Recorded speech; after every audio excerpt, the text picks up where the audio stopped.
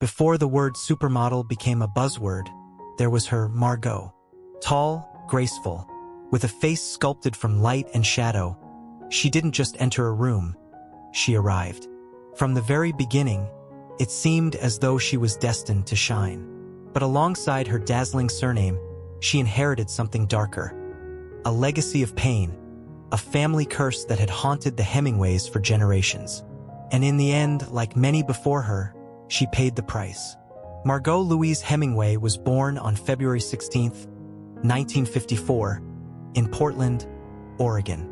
On the surface, her life looked like a fairy tale. The granddaughter of Ernest Hemingway, one of America's greatest writers, she grew up under the spotlight, as if her path were forever lit by sunshine. But that glow could be blinding, turning brilliance into illusion. Her family seemed picture-perfect from the outside. Jack Hemingway, the eldest son of the literary legend, and his wife, the strikingly elegant Puck. But beneath the polished exterior, fractures were forming. It was whispered that Puck never truly loved Jack, and that chill of emotional distance seeped into the very walls of their home. A silence hung in the air, the kind that no stage light could ever warm. From childhood, Margaux felt like she came from another world. Impossibly tall, breathtakingly beautiful, with piercing blue eyes that seemed to see right through you. At 6 feet 1 inch, her height became a cinematic symbol of the life she would lead. To stand out, to rise above, to be seen. In her lived a delicate balance, vulnerability and strength, softness and a quiet desperation to break free from everything expected of her. The fashion world noticed almost instantly. When her face appeared on the cover of Vogue, it felt as if the stars had finally aligned. Endorsements, parties, camera flashes. Her presence lit up every room. But behind the glossy surface, there was another story, the kind people whisper about but rarely say out loud. Deep down, Margaux remained a girl longing for something simple. Warmth, understanding, peace. Fame hung on her shoulders like a gown too grand to wear. Beautiful but uncomfortable. She battled anxiety, addiction, and inner turmoil. Shadows you can't wash off like makeup. It's hard to carry a name that symbolizes both triumph and tragedy. The Hemingways knew how to shine, but they also knew how to fall apart. Their world wasn't just about greatness. It was about pain passed down like an heirloom. Margaux fought. She searched for herself. In acting, in therapy, in fresh starts. But something always seemed to hold her back. Her story is not just one of rise and fall. It is a story of fragility wrapped in beauty, of a voice trying to be heard in a world that only watched, rarely listened. She left too soon. But her image, her struggle, her raw and tragic honesty remain. And they remind us, behind every icon is a soul, craving love, understanding, and peace. Beneath the endless skies of Idaho, among dense forests and quiet lakes, began a story that would one day turn into a tragic tale of fame, pain, and the desperate attempt to escape a shadowed legacy. Margaux Hemingway was born into a world where her last name wasn't just a name. It was a legacy, a burden, a destiny. As the granddaughter of the legendary writer Ernest Hemingway, Margaux grew up surrounded by expectations, silent disappointments, and the kind of family drama where love was inseparably tied to despair. The house she was raised in knew no silence. There was laughter, yes, but it was often drowned out by arguments and shouting. Her parents, worn out by themselves and each other, tried to hold their marriage together like a fragile piece of glass ready to shatter. They hoped the children would hold the family intact, but instead, each new child only deepened the instability. Joan, Margaux, and the youngest, Mariel, were raised in chaos. Family values were a mirage, and alcohol was a permanent presence in the hands of the adults. By the end of the 1960s, the atmosphere in their home had become unbearable. The children suffered, their mental health deteriorated, and deep-rooted trauma began to take hold.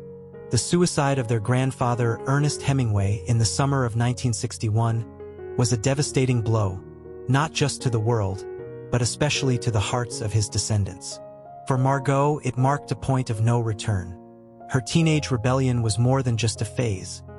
She was literally running away from home, breaking into the adult world through the doors of local bars. She was only 14, much too young and already too hurt. She began seeking comfort in glasses of liquor, in crowds, in the approval of strangers.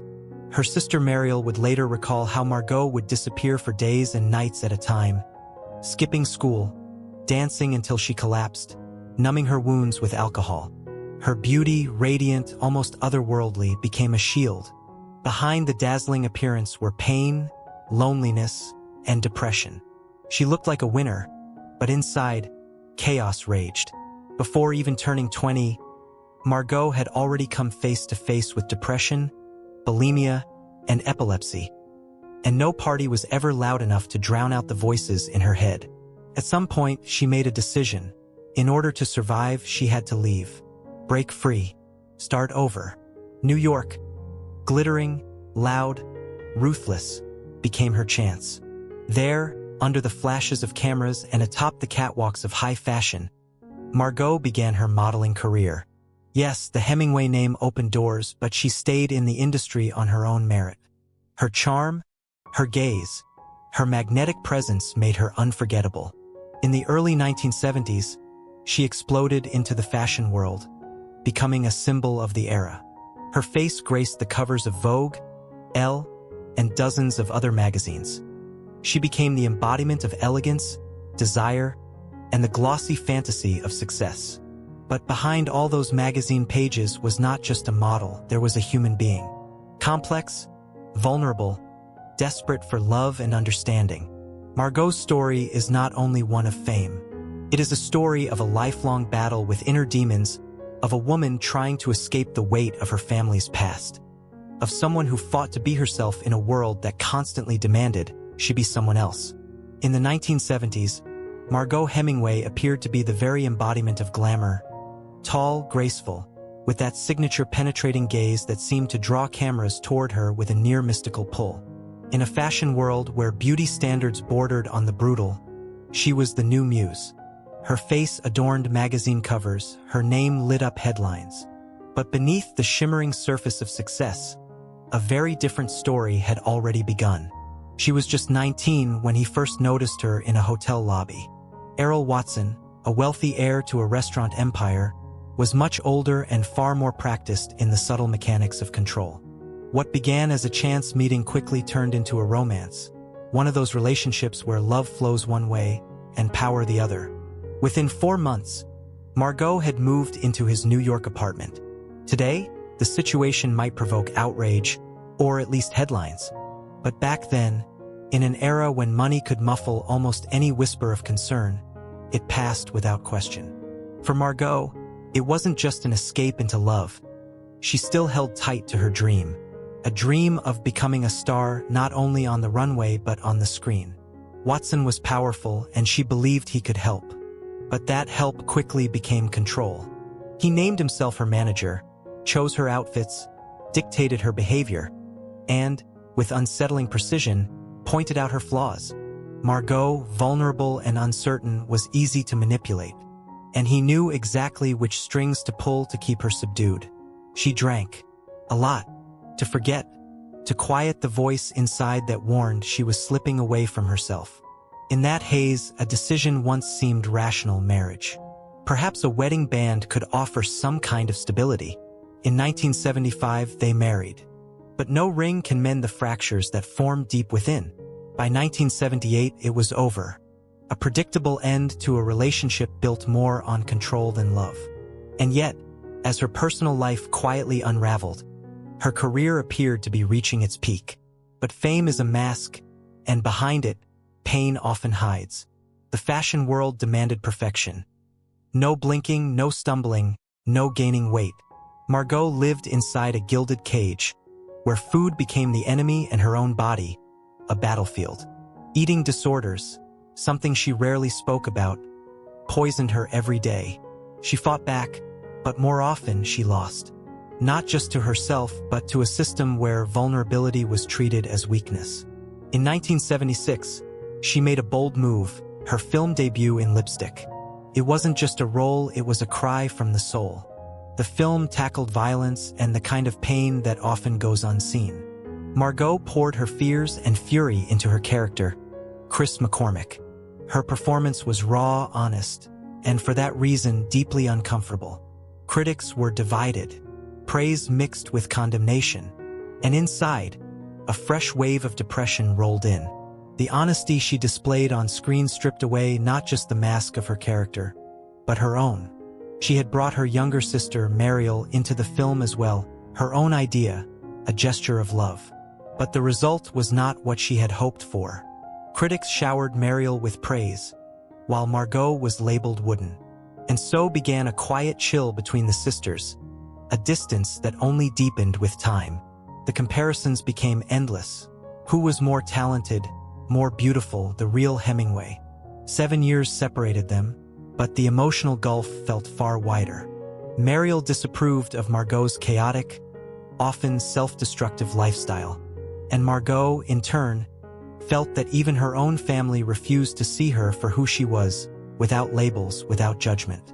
So behind the facade of success, beneath the glow of ad campaigns and camera flashes, played out the private story of a woman who longed not to be seen as an icon, but as a person, fragile, searching, alive. The story of Margaux Hemingway is more than a tale of highs and lows. It is a story about the fragility of fame, the price paid for recognition, and the near-impossible challenge of holding on to oneself in a world that knows your face, but not your pain. When her younger sister Mariel suddenly burst onto the Hollywood scene, Margaux Hemingway seemed to freeze in the mirror of her own reflection. Distorted, painful, filled with fear, Margaux had been the first star in the family. The eldest, the most glamorous, the one with early success. And then Mariel caught up. No, she surpassed her. Suddenly, all eyes were on someone else. That moment marked the beginning of Margaux's long descent, which she tried to disguise with parties, romances, and jet-set distractions. But behind the scenes, she was falling deeper into a silent abyss. Sibling rivalry is something many know, but in the case of the Hemingways, it carried an almost tragic weight. The relationship between Margaux and Mariel shifted from childhood squabbles to an adult entanglement where affection and envy lived side by side. Rather than confront the pain, Margaux chose to run, away from her sister, away from herself, away from the heavy legacy of the Hemingway name. She married Venezuelan filmmaker Bernard Fouquer, a man who had hovered on the edges of her life since her first marriage. They moved to Paris, cloaked in the illusion of glossy elegance, as if a new address and a new partner could smother the old fires within. But no luxury could silence the emptiness. Everything gleamed on the surface, while inside, she was unraveling. Margaux, like many in the Hemingway line, carried not just the weight of fame but a shadowed, elusive tendency towards self-destruction. Alcohol became her life raft, then drugs, then the cycle that binds both. Her body and mind bore the cost of pretending everything was fine. Her relationships fractured, her health, both physical and mental, began to slip through her fingers. In 1984, tragedy struck when her half-sister, Joan Hemingway, died by suicide. The blow shattered what little balance Margaux still held. Old wounds split open, deeper and more painful than before. The loss, unexpected and brutal, tipped her further into despair. Still, she didn't give up. She continued to act, taking roles in films and television wherever she could, grasping at the fragments of a career that once glittered. The roles were smaller, the impact more modest, but each performance was a quiet act of defiance, a battle no one could see. In the early 1980s, she returned to Hollywood, appearing in They Call Me Bruce and Over the Brooklyn Bridge. They weren't blockbusters, but to Margaux, they were a breath of air after years underwater. She felt like she was coming back, but fate had another blow in store. While skiing in Austria, she suffered a serious accident. Nearly a year of recovery followed, constant pain, and a weight gain of 75 pounds. For a woman who had spent her life at war with her body image, it was devastating. She couldn't bear to look in the mirror. What she lost physically, she also lost in spirit. Her second marriage collapsed under the strain. By 1985, she was divorced again. Alone? She struggled forward, each step heavier than the last. Her solitude wasn't a choice anymore, it was a sentence. She was haunted by invisible, relentless fears. And finally, one day, she admitted it. She needed help. Real help. In 1987, Margaux checked into the Betty Ford Center, a well-known clinic for addiction recovery. It was a desperate act, but also a move toward the light. She came out changed, at least outwardly. Whether she was stronger or more fragile was hard to say. She returned to the shape the world expected. She smiled again. Things looked better, but inside, the silence remained. The kind of silence that holds unbearable thoughts. The emptiness in her heart couldn't be filled by fame, attention, or even sobriety. Margaux Hemingway's story is not just a fall from grace. It's the chronicle of a woman trying to survive under the weight of a famous name, tormented by inner fears and the demands of a watching world. Her life is a mirror for many. Behind the glamour, a very real tragedy can hide. And behind every beautiful smile, there may be a lifelong fight just to be oneself. In the early 1990s, Margaux Hemingway seemed to be on the path back, to herself, to life, to that forgotten light that had once illuminated her career. She was trying, healing, looking inward for strength. She believed that her return to the spotlight would be smooth, even natural. But she was wrong. Behind the cheerful determination lay uncertainty and fear, always present, like a shadow following her every step. And when success didn't come as quickly as she had hoped, that shadow grew, swallowing everything. Still, failure could have been bearable if only someone had been there. Someone to lean on, someone who wouldn't disappear at the first sign of trouble. But Margaux had no such anchor. Her relationship with her parents had always been difficult, tangled in silence and unmet expectations. Her mother, especially, never became that rock to hold on to in times of despair. As Margaux's acting career took off, the distance between them widened. And after her first stay at a rehabilitation center, the gap turned into a chasm. Their conversations nearly ceased altogether. Pain, as it often does, became the only bridge between them. In 1988, her mother was diagnosed with cancer. Endless tests and procedures followed. In what felt like one final chance to reconnect, Margaux came back. For the first time in years, they truly spoke. But the peace of reconciliation was short-lived. Her mother passed away soon after. Another face gone. Another absence carved deep into her heart. Margaux tried to move forward. She took a role in a French film titled Love in D Major, but it went unnoticed. The phone stayed silent. Deep inside, she still yearned to be seen, to be acknowledged, somehow, somewhere. In the spring of 1990, in a desperate bid for recognition, she posed nude for Playboy.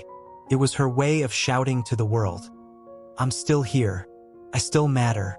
But the world only whispered behind her back, "She's lost it." No one came forward. No one asked how she was. No one reached out a hand. She moved into a small apartment in Santa Monica. There, among kind neighbors and ocean air, a new beginning seemed possible. A fragile hope bloomed, but the shadows of her past refused to loosen their grip. The first signs of trouble were subtle. A neighbor noticed how tired she looked, the quiet worry behind her eyes. An old friend, Judy Stable, understood without needing words. She started calling daily, trying to stay close, to keep the connection alive. But by the final days of June, Margaux stopped answering. Silence. Overcome with dread, Judy drove to her apartment. The car was parked outside. No one came to the door. Something felt wrong. Judy grabbed a stepladder, looked through the window, and froze. Margaux was lying on the bed, in a nightgown, hands gently crossed over her chest, as if asleep. But she wouldn't wake up. Judy called for help, but it was already too late. And so Margaux Hemingway slipped away, beautiful, fragile, lost. She craved love, support, understanding. But in a world obsessed with success and appearances, what she needed most, genuine warmth and human connection, was the one thing she never truly found. Her voice may have faded, but in that silence still echoes something vital. a reminder of how delicate we become when we face the darkness alone. When the morning light slowly filled the room with a soft, muted glow, Margaux Hemingway was already gone. No one could believe she was truly gone, as if life itself refused to accept such a loss. At first, everything was unclear. Doctors shrugged helplessly, and the autopsy results offered no answers. But soon, the toxicology report revealed the truth: an overdose of phenobarbital. This is how the story of Margaux ended, the granddaughter of the great Ernest Hemingway, a woman whose life unfolded like a film woven from beauty, pain, and struggle. Margaux couldn't hold on any longer. The darkness that had visited her many times before returned and finally pulled her under. She left quietly, in the night, as if exhausted from the constant fight. This news struck her younger sister Mariel like thunder, shattering her heart. She refused to believe that Margaux had chosen to leave on her own. Meanwhile, their father and stepmother met the news with cold silence, as if they had long been prepared. Perhaps they truly knew. The Hemingway family curse still lives on. The word curse sounds dramatic, almost theatrical. But when 7 members of one family end their lives in the same tragic way, you start to wonder. Too much pain, too much depression, too much silence hidden beneath the surface of this dazzling dynasty. And now Margaux is yet another name on this sorrowful list. She was not just beautiful, she shone. Tall, with striking features, charisma, and that special inner strength that turns models into legends. Her face graced magazine covers. Her name echoed on runways across the world. But behind the shine of fame was a fragile, tormented soul. Alcohol, pills, battles with demons. These became her daily reality, a quiet war rarely visible beyond lonely nights and silent evenings. And yet she fought. Margaux didn't give up. She spoke openly about her struggles, raised awareness of mental health long before it became fashionable to do so. She tried for herself, for others, for those who also lived in the shadows. In this lies her true legacy, her quiet victory. Margaux is not just a tragedy. She was a human being, with all her breakdowns, hopes, and fears. Her story is a reminder of how important it is to notice the pain behind the smile. That sometimes legacy is not just about fame, but about a burden too heavy to carry alone. That maybe we should talk less about curses and more about compassion. Margaux Hemingway is gone, but her voice, her living, vulnerable, powerful voice, remains with us, so that we don't look away, so that we hear those who stay silent, so that we understand. Beauty does not always mean ease, and behind every shining cover lies a story that needs not judgment, but understanding. If there is anything we can learn from Margaux, it is about the fragility of the human soul and the price of silence.